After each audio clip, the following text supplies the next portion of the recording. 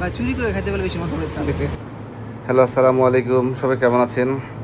আমাদের প্রজেক্টের ভিতরে একটি বড় জাম গাছ আছে।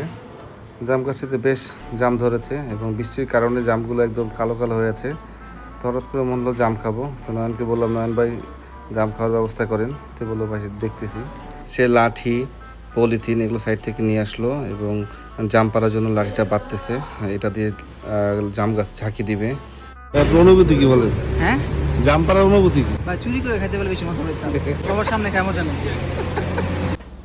এই তো পলিথিনটি হাতে হাতে সবাই ধরে জাম গাছের নিচে বিছিয়ে দিচ্ছি, যাতে জাম উপর থেকে মাটিতে না পড়ে, কারণ মাটিতে জাম পড়লে সবগুলো নষ্ট হয়ে যাবে, একটাও খাওয়া যাবে না। এই তো জাম ঝাঁকি দিচ্ছে আর জাম পলিথিনের মধ্যে পড়তেছে।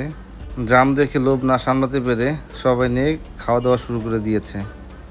সবাই মিলে জাম পাড়া আনন্দটা অন্যরকম ছিল।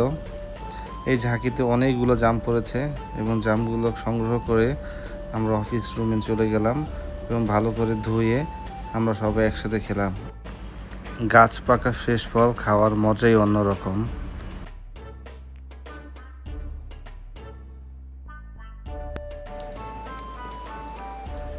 সবচেয়ে বেশি খাদা বাইজিৎ। হাতে কয়টা দেন?